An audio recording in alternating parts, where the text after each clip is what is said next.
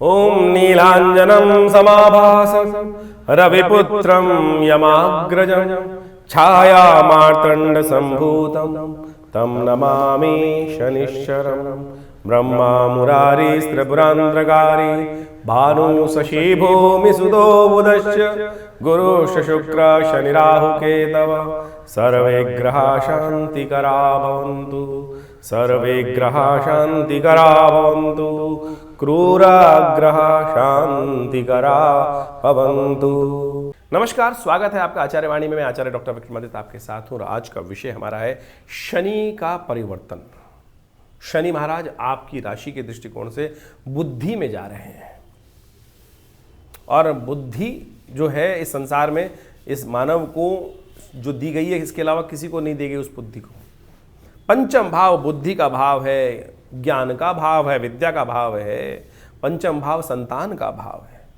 जितने भी सदकर्म हो सकते हैं उनका भाव भी पंचम माना जाता है, क्योंकि बुद्धि के द्वारा ही पंचम भाव चलता है। और ऐसे में आपकी राशि के दृष्टिकोण से बृहस्पति की राशि पड़ी हुई है वहाँ पर, और बृहस्पति की राशि में शनि का पदार्पण 30 वर्ष बाद जो हो रहा है, ढैया तो समाप्त हो रही है आपकी, लेकिन बुद्धि में शनि का पदार्पण बहुत अच्छा नहीं कहा जा सकता।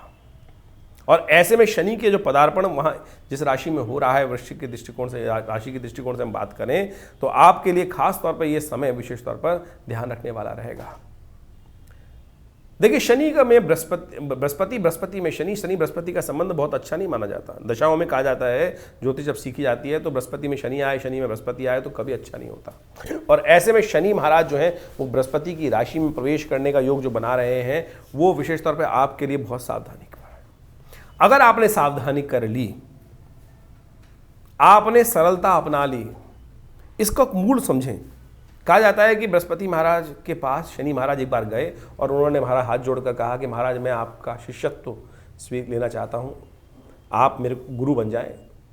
तो बृहस्पति ने एक ही बात करी, गुरुदेव बृहस्पति ने, कि भाई तुम सरल हो, पहले सरलता अपनाओ, पहले पिता का सम्मान करो, पिता के साथ जो अपने संबंध खराब है उनको ठीक करने का प्रयास करो, तब मेरे पास आना। कहा जाता है आज तक बृहस्पति और शनि के संबंध ठीक नहीं है। इसी कारण से आप समझ लीजिए, बृहस्पति की राशि में चले गए शनि महाराज तो बुद्धि का क्या हाल करने वाले हैं। और आपने बुद्धि को कंट्रोल कर लिया है। गुरु का शिष्य एकलव्य था ना, एक गुरु द्रोण ने कहा कि नहीं, हम आपको शिष्य नहीं बनाएंगे, लेकिन एकलव्य ने वहीं बैठ के साधना करी और गुरु के ना चाहते हुए भी वो दीक्षा प्राप्त कर ली और जीवन में देखिए कहाँ से कहाँ पहुँच गया। तो ये ध्यान रखना चाहिए, शिष्य का कर्तव्य पहले तो मानो नहीं। अगर यहाँ आपके लिए सब, अगर आपने इतना सरलता अपने जीवन में ले आए तो क्या होगा, तो आपकी राशि के दृष्टिकोण से ये आपके लिए सौभाग्य का उदय कर देगा विषय। ये आपको सम्मान भी दिला देगा और पदोन्नति के योग भी बना देगा। यानी जो चीज़ आदमी को पद प्रतिष्ठा और सम्मान प्राप्त करने का योग होता है वो बन जाएगा, और नहीं हुआ तो फिर परेशानी में फंस जाओगे। शनि का उपाय करना बहुत जरूरी है। देखिए, शनि की दृष्टि कहाँ कहाँ पड़ रही है। शनि की दृष्टि आपके व्यवसाय, पहली दृष्टि 3, 7 और 10 ये दृष्टि मानी जाती हैं, और ये पड़ रही है शनि की कहाँ कहाँ पर, आपके व्यवसाय वाले भाव, सप्तम भाव, व्यवसाय वाला भाव, ये आपकी पत्नी वाला, जीवन साथी वाला भाव। खासतौर पे वहाँ पर ध्यान रखना, व्यवसाय का बहुत ज़्यादा ध्यान रखने की जरूरत है, पत्नी के स्वास्थ्य का बहुत ज़्यादा ध्यान रखने की जरूरत है। ये समय उनके लिए अशुभ हो सकता है। शनि की दृष्टि कभी शुभ नहीं होती है। भगवान शंकर के धाम पहुँचे हैं शनि महाराज, और कहा जाता है कि वहाँ दृष्टि सब लोग देख रहे थे, किनका जन्मोत्सव, गणेश जी के जन्मोत्सव के अवसर पर शनि महाराज नीचे दृष्टि दर के देखे बैठे हुए थे। कथा आती है पुराणों के अंदर। उसके बाद जब सबने कहा नहीं अरे तो आपकी भगवान शंकर का अंश है, उन पे क्या तुम्हारी दृष्टि खराब करेगी, लेकिन शनि की दृष्टि जैसे ही पड़ी, कहा जाता है उसी कारण से गणेश जी की गर्दन तक नहीं बची। तो शनि की दृष्टि अच्छी नहीं है, और शनि की दृष्टि आपके व्यवसाय पर पड़ रही है। शनि की दृष्टि आपके लाभ वाले 11वें भाव पे पड़ रही है। लाभ जहाँ सामने बैठे हैं, आप इनकम पे पड़ रही है, वो भी साफ कर सकते हैं। शनि की दृष्टि पड़ रही है आपके परिवार पर, द्वितीय भाव पर, वो ध्यान रखना, यानी कि बिखराव की स्थिति भी दे सकते हैं। तो इनके यदि उपायों को आपने ठीक कर लिया, शनि का उपाय करो, अभी चिंता की आवश्यकता नहीं है। अगर उपाय कर लिए तो फिर सौभाग्य, सम्मान, पद सब कुछ दे देगा शनि। शनि के सरलतम उपाय है। शनि के सरलतम उपाय क्या, जिद को त्यागना है। शनि प्रतीक है जिद का, अड़ियल का। बृहस्पति ने यही तो कहा शनि को कि महाराज थोड़ा सरल हो जाओ, और यही सरलता यदि आपने अपना ली, गुरु बृहस्पति का उपाय यदि आपने कर लिया सही प्रकार से, इस समय शनि के उपाय से कुछ नहीं होने वाला, गुरुदेव को मनाना पड़ेगा। और गुरुदेव कौन है इस कलयुग में? तुलसी बाबा ने लिखा, जय जय जय हनुमान गोसाई, कृपा कर हो गुरुदेव की नाई। तो हनुमान चालीसा का पाठ कर लो ना। क्या जाता है आपका? आप लगे हैं पता नहीं कौन कौन से बाबाओं के चक्कर में जाके, कोई आपसे तेल चढ़वाया जा रहा है। एक बाबा है, बाबा कहते हैं कि 100 तेल तीन के चढ़ा दो, शनि प्रसन्न हो जाएगा। शनि तो क्या प्रसन्न होगा, बाबा जी जरूर प्रसन्न हो जाएंगे। ध्यान रखना भाई, इन सब चीज़ों में, विडंबनाओं में ना फंसो। इस शास्त्र को, ज्योतिष को, अध्यात्म को बहुत सारे बिगाड़ने वाले लोग ऐसे हैं कि जो कुछ ना कुछ और करे जा रहे हैं, कुछ ना कुछ और स्थिति बना रहे हैं। सरलता अपनाने का प्रयास करो ना। अभी शनि की जयंती आएगी, हम अपने आश्रम पर उस दिन कुछ और नहीं करते हैं, 100 पाठ हनुमान चालीसा के 8 घंटे लगते हैं श्रद्धा के साथ। जय जय जय हनुमान गोसाई, आप जय हनुमान ज्ञान गुण सागर, 8 घंटे तक स्वयं बैठ के करते हैं। पूरे जितना हमारा शिष्य वर्ग आता है सब बैठ कर वहाँ भगवान की प्रार्थना करता है। हनुमान जी को चोला चढ़ाओ ना।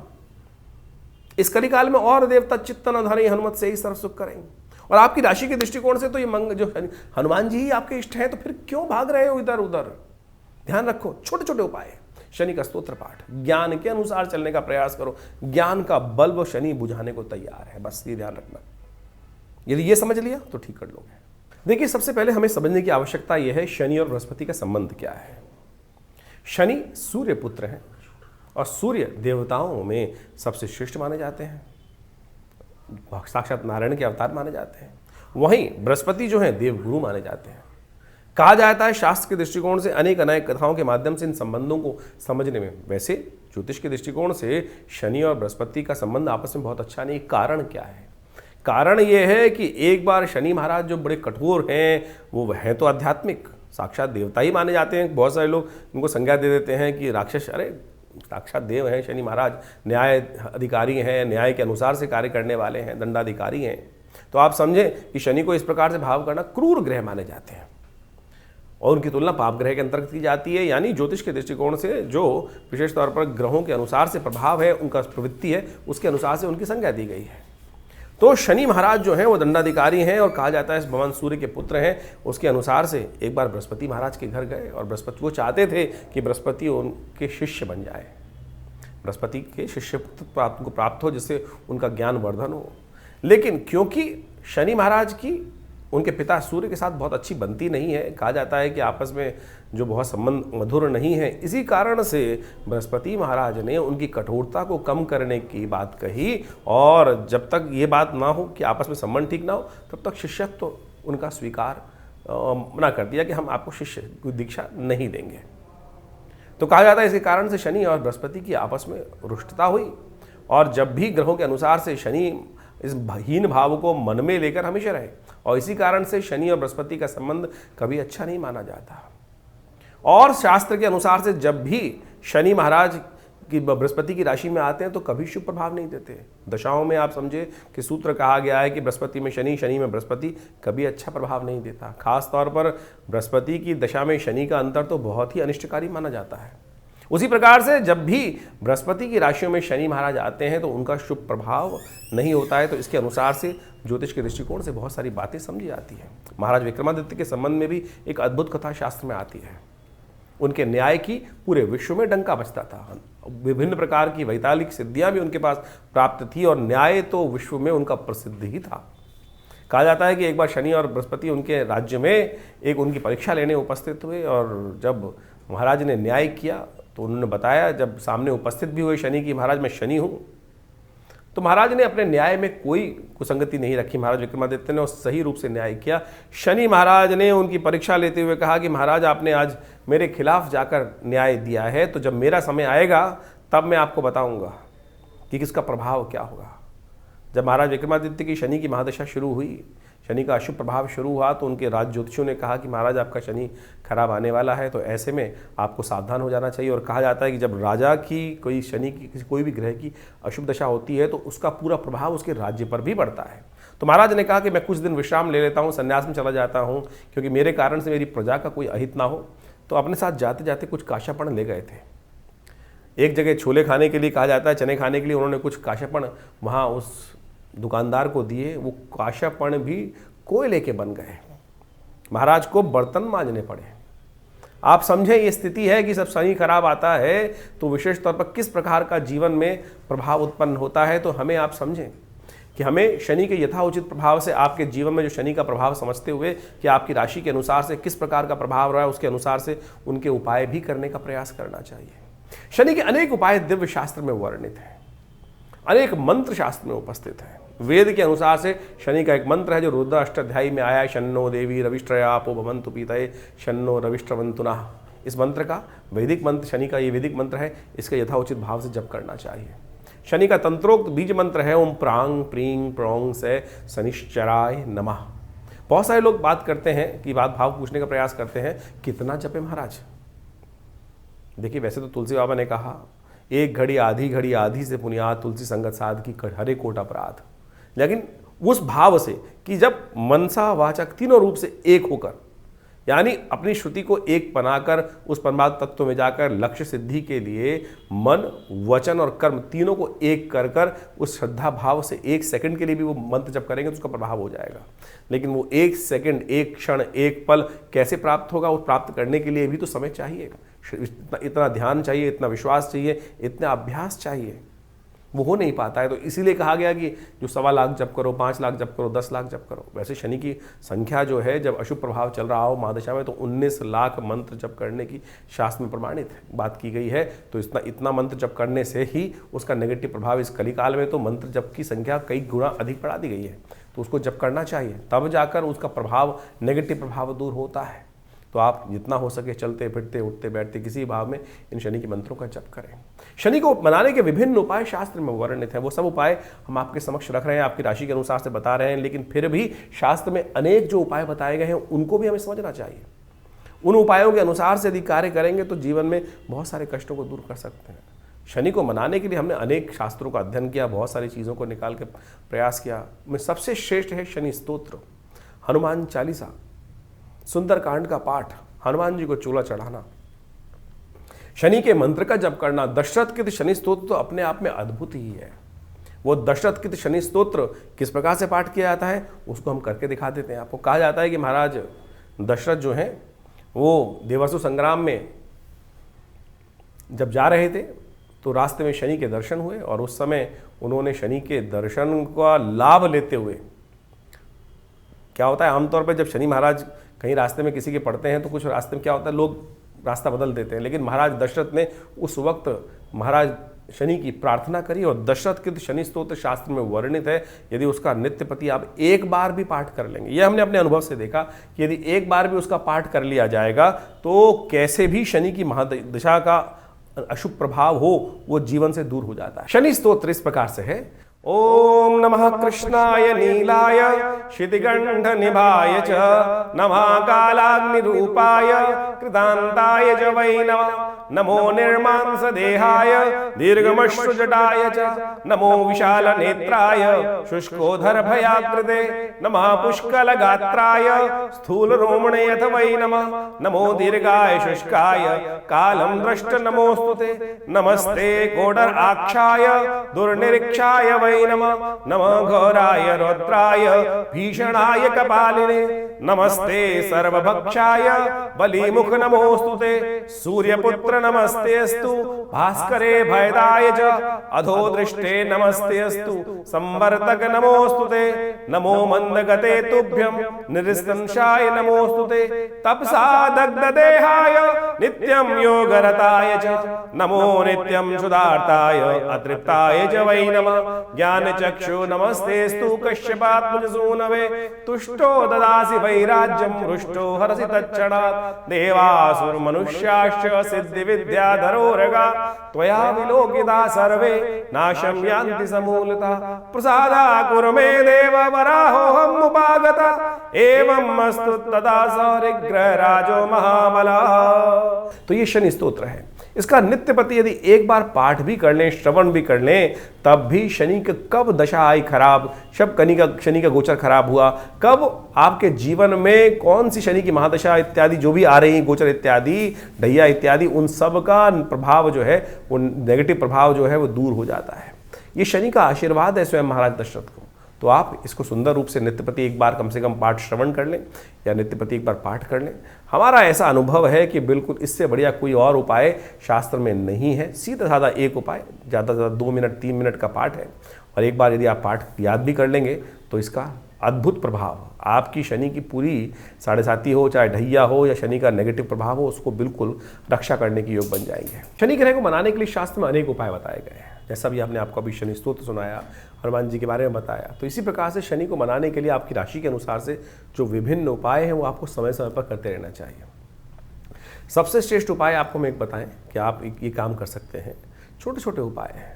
जब भी कोई भोजन करने बैठ रहे हैं उसका पहला हिस्सा लेकर कौवे के निमित्त डाल दीजिए बाहर, अपनी खिड़की से बाहर। ओम प्रांग प्रींग प्रोंग से शनिश्चराय नमः कौवे का ध्यान कर कर अपने ग्रास खाने का पहला ग्रास निकाल कर कौवे को डाल दीजिए।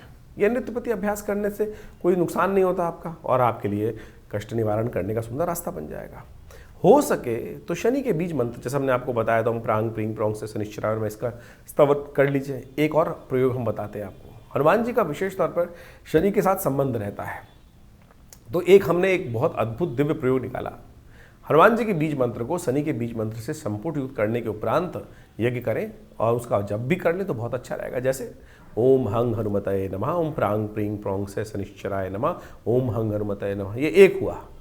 तो इसी प्रकार से यानी शनि के बीज मंत्र के आगे हनुमान जी का बीज मंत्र, उसके पीछे हनुमान जी का बीज मंत्र संपुट युक्त करने के उपरांत इसको प्रोसेस करने का प्रयास करें। यदि एक माला इसका कर लें तो हनुमान जी पर विशेष तौर पर शनि की कृपा है कि जब भी, क्योंकि हनुमान जी ने कई बार शनि की रक्षा करी और रावण वाली कथा तो सबको पता ही है कि किस प्रकार से रावण की लंका दहन करने के बाद शनि जो वहाँ पर विशेष तौर पर रावण की लंका में जो उनको जेल में बंद कर रखा था और उसके बाद वहाँ मुक्त कराया।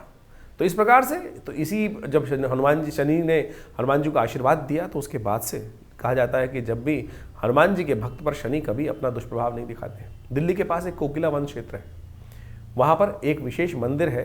कहा जाता है कि विशेष तौर पर भगवान कृष्ण के समय पर शनि बड़े परेशान थे, दुखी थे और भगवान कृष्ण के समक्ष जाकर उन्होंने अपना दारुण दुख उपस्थित किया कि मुझको कोई स्थान नहीं देता।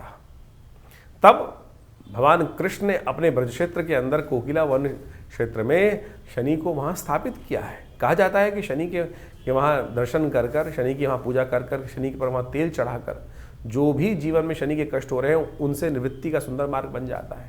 तो शास्त्र में अनेक जगह इस प्रकार के सुंदर तीर्थस्थल हैं, उन सबको प्रमाणित शास्त्र में किया गया है शास्त्र की कथाओं के अनुसार से।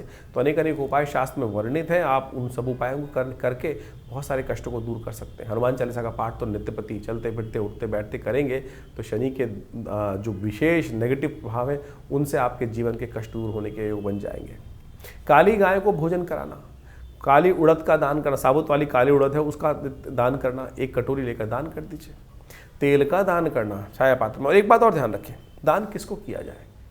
बहुत सारे लोग दान करने के लिए विशेष तौर पर कहा जाता है कि एक विशेष वर्ण व्यवस्था के अनुसार से एक जो जाति उनके वही दान लेने के अधिकारी हैं। शनि का दान वैसे आमतौर पर लोग लेते नहीं हैं। पुराने ज़माने में केवल एक ही वर्ग था, वो विशेष तौर पर उसी के लिए कहा जाता है कि शनि का दान लेने के लिए वही लेते थे, क्योंकि शनि का दान लेने के बाद पचाएगा कौन। लेकिन आमतौर पर आप कोशिश ये करें कि कहीं भी जहाँ भी आपकी श्रद्धा हो, जो श्रद्धा से ले लें। अश्रद्धा के साथ यदि कोई दान ले रहा है आपका तो उस दान का कोई फायदा नहीं है, वो दान प्रमाणिक हो ही नहीं सकता। तो इसलिए दान के लिए सबसे बड़ी समस्या है कि दान किसको दें। अरे दान का सबसे बढ़िया अधिकारी तो परमात्मा ही है। परमात्मा को ही वो उनका तेरा तुझको अर्पण क्या लागे मेरा। तो यज्ञ आप जो करते हैं ना, यज्ञ में तिल की आहुति यदि शनि के लिए निमित्त दी जाए, ओम प्रांग प्रींग प्रोंग से शनिश्चराय स्वाहा इस मंत्र का उच्चारण करते हुए, तो कहा जाता है कि शनि के तमाम, क्योंकि भगवान को जो आहुति देते हैं वो देवता को ही प्राप्त होती है और अग्नि के माध्यम से वो देवता तक पहुंच जाती है। आप सामने वाला व्यक्ति दान दे रहे हैं, अब समस्या क्या होती है, हमने किसी को दान दिया, कुछ पैसे दान दे दिए और उसने उससे कुछ व्यभिचार कर्म कर दिया, गलत व्यभिचार काम कर दिया, कुछ और नशा कर लिया, तो फिर क्या होगा, दान देने वाले का भी लगेगा, कष्ट होगा कि मैंने दान दिया था और इसका गलत का उपयोग किया गया। तो ऐसे में हमें ध्यान रखना चाहिए। तो सबसे श्रेष्ठ जो हमारे शास्त्र में कहा गया है कि देवता के निमित्त यज्ञ करें। यज्ञ में तिल का संबंध शनि के साथ बहुत बढ़िया से कहा जाता है और काले तिलों का के द्वारा शनि के निमित्त जो आहुति प्रदान करेंगे इस प्रकार से, इस मुद्रा के द्वारा। शनि की विशेष तौर पर एक मुद्रा भी है, यहाँ बताना प्रयास करते हैं हम। शनि का जो भी मंत्र जप करें या शनि आपकी कुंडली में नेगेटिव प्रभाव कर रहा है तो उस समय इस मुद्रा का अभ्यास करें। ये सबसे बड़ी आकाश मुद्रा जो है, सबसे ये उंगली आपके हाथ में जो उंगलियां हैं, ये बृहस्पति की उंगली है, शनि की उंगली है। शनि की उंगली को अंगुष्ठ के अग्रभाग से जोड़ देने से ये आकाश मुद्रा बन जाती है। शनि के तमाम मंत्रों का जप करते हुए इसी मुद्रा का अभ्यास करना चाहिए। शनि की आहुति भी इसी मुद्रा से देने का प्रयास करना चाहिए। और हमारे हमने विवेकानंद योगाश्रम में तो इस प्रकार के आयोजन समय समय पर करते ही हैं। अभी शनि जयंती आएगी और शनि जयंती पर हमने 100 पाठ हनुमान चालीसा के रखे हुए हैं। बड़ी विचित्र स्थिति है, लोगों ने ऐसी स्थिति बना दी शनि के नाम पर तेल दान करने के लिए 100 तेल के टीन दान करवा दिए जाते हैं और उसको जमीन में डाल दिया जाता है। ऐसी क्या फायदा शास्त्र के अनुसार से? शास्त्र में इस प्रकार की चीज़ें वर्णित नहीं है। दान करने के बाद उसको कहीं ना कहीं उपयोग क्यों होना चाहिए चीज़। बड़े बड़े मंदिर बना रखे हैं लोगों ने कहीं विभिन्न जगहों में, और उनसे पूछा जाए तेल का क्या करते हो, तो कई जगह कहा जाता है कि वो तेल हम ज़मीन में डाल देते हैं। अगर ज़मीन में भी डाल रहे हैं वो तेल बोरिंग कर तो ज़मीन को आप खराब कर रहे हैं। तो शास्त्र में इस प्रकार की कहीं भी कोई स्थिति वर्णित नहीं है, जो तथाकथित तौर पर आज लोगों को मूर्ख बनाने के लिए ये व्यवस्थाएं बनाई जा रही हैं। आप दान करते हैं तो उसका कहीं ना कहीं उपयोग होना चाहिए, श्रद्धा के साथ करने का प्रयास कीजिए। तो हमने आपके समक्ष बात रखी। तो ये सीधे साधे उपाय, जैसे ये आकाश मुद्रा है, इसका नित्य प्रति अभ्यास कीजिए। शनि का कैसे भी नेगेटिव प्रभाव होगा बिल्कुल ठीक होने के रास्ते पड़ेंगे। तो अभी हमने आपकी राशि के अनुसार से विभिन्न प्रकार की कथाओं के माध्यम से इस बात को आपके समक्ष रखा है। तो कोशिश ये करें, इन छोटे छोटे उपायों को अवश्य करने का प्रयास करें। धीरे धीरे आपके जीवन से कष्ट दूर होगा। शनि जब बहुत परेशान कर रहे हो तो तुलादान सबसे शिष्ट है। अपने वजन के बराबर सतनाजे का दान लेकर, 7 अन्न उसमें काला उड़द जरूर होना चाहिए, गरीबों को दान कर दीजिए। कहा जाता है शरीर रक्षा के लिए और शनि के विभिन्न नेगेटिव प्रभावों को दूर करने के लिए दान सबसे बढ़िया और श्रेष्ठ माना जाता है। तो इसको करने का प्रयास कीजिए। तो देखिए, धीरे धीरे इन सब चीज़ों को करेंगे तो आपके लिए अच्छा योग बनेगा, कष्ट निवारण का योग बनेगा। और विशेष तौर पर अपनी जन्मपत्री का अच्छे शोध करा लें कि क्या आवश्यकता है। हर राशि के अनुसार से, हर जीवन के अनुसार से आपकी जन्मपत्री में क्या मुख्य कारण बना हुआ है, किसके कारण से जीवन की समस्याएं आ रही हैं। आप जो वस्त्र धारण करते हैं उसका भी प्रभाव है। आप किनके लिए, जो आप ये बात समझने की आवश्यकता है कि जो हम वस्त्र धारण कर रहे हैं किनके लिए लकी है, किनके लिए अनलकी है। सारी चीज़ें एक ही व्यक्ति के लिए लकी नहीं हो सकता है, भाग्यशाली नहीं हो सकता है। किसी के लिए कोई मार्ग भाग्यशाली है, किसी के लिए कोई मार्ग भाग्यशाली है। उसके लिए पूरी तरह से शोध की आवश्यकता है। आपकी जन्मपत्री को अच्छे से विश्लेषण कर चीज़ों को ग्रह योगा योग देख कर कि कौन सा चीज़ आपके लिए अच्छी दिखाई देती है, कौन से रंग के वस्त्र आपको पहनने चाहिए, कब पहनने चाहिए, कब नहीं पहनने चाहिए। तो ये सब शास्त्र में वर्णित है, ये सब चीज़ें। और उसके अनुसार से जो ज्योतिषीगण हैं उन सब का अध्ययन कर आपको हम मार्ग बताने का प्रयास करते हैं। आशा करते हैं इन सब चीज़ों को समझेंगे और ज्योतिष की और बहुत सारी बातें हैं उनको धीरे धीरे अपने जीवन में उतारने का प्रयास करें तो लाभ होगा। तो ये शनि का जो विशेष प्रभाव है आपकी राशि के अनुसार से हमने आपको समझाने का प्रयास किया। देखिए, ग्रहों का प्रभाव वास्तविक तौर पर पूरे विश्व में पड़ता है और ग्रहों के प्रभाव को यदि समझ लिया जाए तो उसके अनुसार से हम अनेक उपाय विधि के अनुसार से, जिसका जैसी श्रद्धा होगी वैसा उपाय वो बताएगा। जैसे किसी को अगर आप समझें, किसी को आयुर्वेद में ज़्यादा महारत हासिल है तो उसको आयुर्वेद के ही उपाय दिखाई देंगे। किसी को वास्तविक तौर पर एलोपैथिक की अच्छी महारत है तो उसको एलोपैथिक के ही सब उपाय समझ में आएंगे। किसी को होम्योपैथिक के उपाय है तो उसको होम्योपैथिक की दवाइयाँ ही समझ में आएंगी और उसने उसका प्रभाव देखा है, उसके अनुसार ही वो लोगों के समक्ष रखेगा और उसका प्रभाव एनालाइज कर लोगों के ऊपर आता भी है। तो इस बात को हमें समझना चाहिए। तो ज्योतिष के अनुसार से, हमारे अध्ययन के अनुसार से हमने जितने उपाय शास्त्र में जहाँ जहाँ जिस प्रकार से हमने करके देखे, पिछले करीब अनेक वर्षों से बहुत सारे जो लोग आते हैं उनके ऊपर देखा, अपने ऊपर देखा, अपने परिवार के ऊपर देखा, समस्त समाज के ऊपर देखा, तो हमने वही उपाय आपके समक्ष रखे हैं। इसके अलावा भी हज़ारों प्रकार के उपाय हैं, लेकिन उपाय विशेष तौर पर इस प्रकार से करने चाहिए कि जिससे मन दुखी ना हो, कि संसार में किसी को उसका नेगेटिव प्रभाव ना उपस्थित हो। ऐसा समझें कि ज्योतिष के दृष्टिकोण से परमात्मा, हमारे ऋषि मुनियों ने कोई ऐसा उपाय, लाखों रुपए खर्च करने वाले उपाय तो नहीं बताए। सीधे साधे जो उपाय हैं, भगवान का स्तवन, थोड़ा मोटा दान, जो आपकी सामर्थ्य के अनुसार से यदि आप करेंगे तो सत्य मानिए कि उससे परिवर्तन आने का योग बनेगा। इसको ऐसा कतई ना समझें कि इसको उपाय करने के लिए हमको इतना महंगा खर्चा करने वाला उपाय करना है, मेरे पास पैसे नहीं है, उधार लेकर पैसे लाऊं और उससे उस उपाय को करूं और उसके बाद फिर अपने जीवन को, कष्ट को दूर करने के लिए वो कार्य करूं, तो वो उपाय नहीं हुआ भाई। तो शास्त्र में ऐसे उपायों को स्थान दिया ही नहीं गया है। अपनी सामर्थ्य के अनुसार से, अपने पुरुषार्थ के अनुसार से जो कुछ हम दान पुण्य इत्यादि, भगवान का स्तवन और पूजन इत्यादि कर अपने जीवन के कष्टों को दूर करने का मार्ग बनाते हैं, वही शास्त्र में प्रमाणित किए गए हैं। अनेक अनेक पुराण, अनेक अनेक ग्रंथ, उन सब में अनेक उपाय मंत्र के माध्यम से, दान के माध्यम से, स्नान के माध्यम से शास्त्र में वर्णित हैं और उन सबको हमने आपके समक्ष यथाउचित भाव से रखने का प्रयास किया। शास्त्र में विभिन्न कथाएं भी हैं। बहुत सारे लोग इस बात को बताने का, समझाने का बहुत सारे मैसेज भेजते हैं कि भाई आप कथाएं क्यों सुनाते हैं। अरे भाई, शास्त्र में कथाएं हैं तो उससे विश्वास जागता है। यदि विश्वास ही नहीं होगा तो कैसे कार्य करोगे। और पौराणिक कथाओं को, उसके लिए विशेष तौर पर शास्त्र में जो चीज़ें वर्णित है उससे हमारे मति के भ्रम दूर होते हैं। नहीं तो व्यक्ति को कैसे कह दोगे कि मतलब ऐसे कर लो ऐसे कर लो ऐसे कर लो, तो उससे क्या होगा, वो कहेगा कुछ होता ही नहीं है। तो उस पर विश्वास जगाने के लिए, समझ जगाने के लिए इस तमाम कथाओं को यहाँ उपस्थित करना परम आवश्यक है, और वही हम करते हैं। इसके अनुसार भी गोचर का प्रभाव तो आप देखते ही हैं, जो राशि के अनुसार से हम बताते हैं। बहुत सारे लोगों का मत ये होता है कि राशि के अनुसार से आप बताते जो हैं वो संसार के समस्त 12 लोग 12 कैटेगरी में ही बढ़ सकता है। देखिए, गोचर का प्रभाव तो राशि के अनुसार से ही बताया जाएगा, और अनेक अनेक सिद्धांत हैं, या तो राशि के अनुसार से या लग्न के अनुसार से उसको पढ़ा जा सकता है। अब जो हम लोग जनरल वे में यहाँ समझाने के उपस्थित कर रहे हैं, प्रयास कर रहे हैं, वो राशि के अनुसार ही गोचर का, इंडिविजुअल जन्मपत्री को आप यहाँ सोशल मीडिया लेवल पर नहीं डिस्कस कर सकते हैं। उसके लिए तो आपके अपनी एक समय चाहिए, व्यवस्था चाहिए और टाइम चाहिए, उसके अनुसार से आप समझने का प्रयास करें। लेकिन फिर भी गोचर का प्रभाव तो जर्नल है, और उसको उसके अनुसार से समझा जा सकता है, और वो उसमें कहीं कोई गलत बात नहीं है। तो उसको आप समझें, उसका प्रभाव अपने अनुसार से उस चीज़ को समझेंगे तो देखिएगा परिवर्तन का योग अच्छे से बना सकते हैं आप। ये उपाय जितने हमने बताए, इसका अवश्य प्रयास कीजिए। हाँ, जो उपाय मंत्र संस्कृत के हैं उनका संस्कृत का उच्चारण बिल्कुल ठीक से करने का प्रयास करना चाहिए, तो ही उसका पूर्ण प्रभाव प्राप्त होगा। केवल हम कहें कि हमें संस्कृत मुश्किल है, संस्कृत तो सबसे आसान भाषा है, और उसका शब्द का उच्चारण यदि सही से करोगे तभी वातावरण में उसका प्रभाव उपस्थित होगा। वो वातावरण में जो कंपन होगा उस मंत्र के उच्चारण से, उसके शब्द के उच्चारण से, उसी से उसका प्रभाव वास्तविक तौर पर समझा जा सकता है। ज्योतिष को वास्तविक तौर पर जीवन में उतारने के लिए बहुत सारे आयाम हैं। आपकी जन्मपत्री, आपके हाथ की रेखा, आपके शरीर विज्ञान के अनुसार से शरीर में कौन कौन से जो चिन्ह हैं उनका क्या प्रभाव है, उनके अनुसार से शुभ हैं या अशुभ हैं, आपकी जन्मपत्री में आने वाले योग हैं कब फलीभूत होंगे। अब हजारों व्यक्तियों की कुंडली में विभिन्न विभिन्न प्रकार के राजयोग हैं, उन राजयोगों को कब फलीभूत होने का समय है, वो दरिद्र योग कब परेशान कर सकते हैं, कुंडली में बैठा हुआ योग कब आपके जीवन में फलीभूत होगा, इन सब चीज़ों को अध्ययन करने की आवश्यकता है। और देश काल परिस्थिति दशा महादशा अंतरदशा प्रत्युत्तर दशा ग्रहों के इंटरनल कुंडलियाँ, उन सबको समझकर हम उन सब चीज़ों को प्रभाव को सही रूप से समझ सकते हैं, और आपके समक्ष उनके ज्योतिष के चमत्कार को आप स्वयं देख सकते हैं। तो आप आइए विवेकानंद योगाश्रम में। ये शोध संस्थान हमारे पिता आचार्य श्री केशव देव जी महाराज के द्वारा आज से करीब करीब 60-70 साल पहले बनाया गया, और वहाँ आज भी उसी परंपरा के अनुसार से, वैदिक परंपरा के अनुसार से समस्त कार्य यज्ञ इत्यादि किए जाते हैं।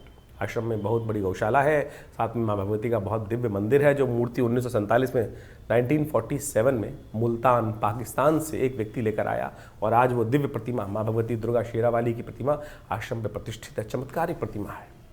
जो उनके सानिध्य में बैठकर यज्ञ करते हैं, उनकी आराधना करते हैं, नवरात्र में और अष्टमी के दिन, नवमी के दिन, चतुर्दशी के दिन भगवती के समक्ष बैठ कर यज्ञ करते हैं, तो उन सब की मनोकामनाएं सिद्धि होने के अद्भुत योग बनते हैं। ये हमारा अनुभव है।